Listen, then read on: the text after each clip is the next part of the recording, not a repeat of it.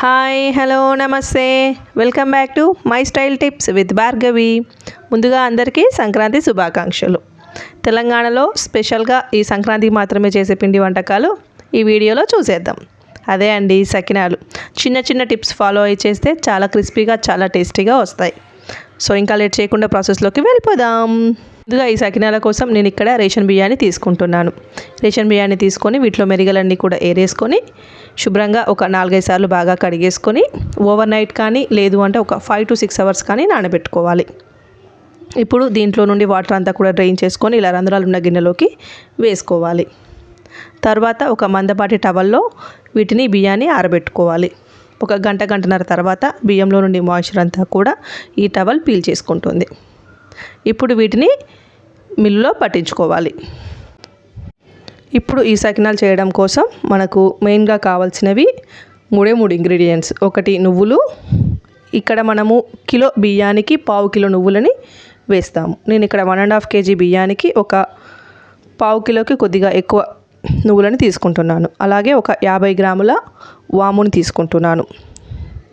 అలాగే సాల్ట్, కొద్దిగా వాటర్. ముందుగా పిండిని ఇలా వెడల్పాటి గిన్నెలోకి తీసుకొని పెట్టుకోవాలి. ఇందులో మనం ముందుగానే సిద్ధం చేసి పెట్టుకున్న నువ్వులను వేస్తున్నాను. అలాగే వాముని ఇలా చేత్తో బాగా నలిపి వేసుకోవాలి. అలాగే రుచికి సరిపడా సాల్ట్ని యాడ్ చేస్తున్నాను. వీటన్నిటిని కూడా బాగా కలిసే విధంగా ఇలా చేత్తో బాగా కలుపుకోవాలి. తర్వాత కొద్దిగా వాటర్ని కలుపుకొని మనం ఈ పిండిని కలుపుకోవాలి. మనము ఈ స్టేజ్లో కావాలంటే మనం ఒకసారి చెక్ చేసుకొని సాల్ట్ సరిపోయిందో లేదో చూసుకొని అడ్జస్ట్ చేసుకోవచ్చు. ఇలా పిండిని బాగా కలిపేసుకొని పక్కకు పెట్టుకోవాలి. ఇప్పుడు మందపాటి బెడ్షీట్ కానీ టవల్ కానీ ఇలా పరుచుకొని దాని మీద ముందుగా మనం గౌరమ్మని చేస్తున్నాము. ఎప్పుడైనా కూడా సకినాలు చేసేటప్పుడు గౌరమ్మని చేస్తారు ముందుగా.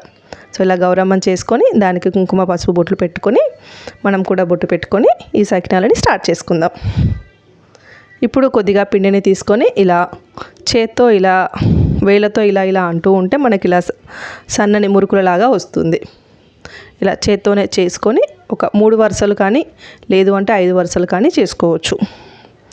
ఇంకాస్త మంది కొంచెం ఎక్కువగా పెద్దగా కూడా చేసుకుంటారు. అది కంప్లీట్గా మన ఇష్టం అండి. సో నేను ఇక్కడ 3 వరుసలుగా చుట్టుకుంటున్నాను. చాలామంది ఇలా చేత్తో చుట్టడం రాక చాలామంది ఈ సకినాలని చేసుకోరు. సో ఇది కొద్దిగా ప్రాక్టీస్ చేస్తే వచ్చేస్తుంది. పిండిలో వాటర్ ఎక్కువైనా కూడా పర్లేదండి. ఈ బియ్యం పిండి అనేది వాటర్ని పీల్చేసుకుంటుంది. సో కొద్దిగా పిండిని తీసుకొని ఇలా అన్నింటినీ కూడా ఇలా మురుకులలాగా చేత్తో వేసుకోవాలి. అన్నింటినీ వేసుకున్న తర్వాత మనం స్టవ్ ఆన్ చేసి స్టవ్ మీద కడాయి పెట్టుకొని డీప్ ఫ్రై కోసం ఆయిల్ని పెట్టుకుంటున్నాను. ఇక్కడ ఇంకొక చిన్న టిప్ అండి. ఈ సకినాలని మనం చేత్తో తీసే విరిగిపోతాయి కాబట్టి ఇలా మనం దోశలు తీసే గరిటె కానీ లేదు అంటే ఇలా వెడల్పాటి మూత కానీ ఏదైనా అట్టముక్క కానీ ఇలా తీసుకొని నిదానంగా ఇలా కింద నుండి ఇలా అంటే మనకు ఈ సకినాలు అనేవి విరగకుండా వస్తాయి. ఇలా జాగ్రత్తగా ఒక మూతలోకి తీసుకొని అన్నింటినీ కూడా పేర్చుకోవాలి. వీటిని ఆయిల్లో వేసేటప్పుడు కూడా నిదానంగా జాగ్రత్తగా ఇలా గంటెతో నిదానంగా ఆయిల్లోకి డ్రాప్ చేయాలి.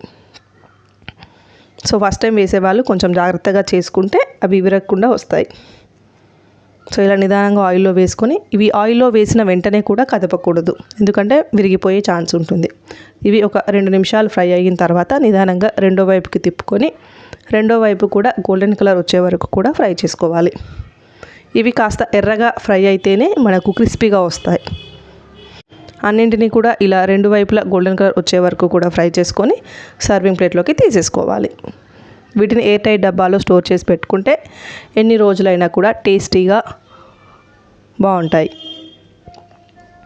సో మీరు కూడా మీ ఇంట్లో ట్రై చేసి మీకు ఎలా వచ్చిందో నాతో కామెంట్ సెక్షన్లో షేర్ చేసుకోండి. ఈ వీడియో నచ్చినట్లయితే మీ ఫ్రెండ్స్ అండ్ ఫ్యామిలీ మెంబర్స్తో షేర్ చేసుకోండి. మన ఛానల్ని సబ్స్క్రైబ్ చేసుకోండి. Thanks for watching.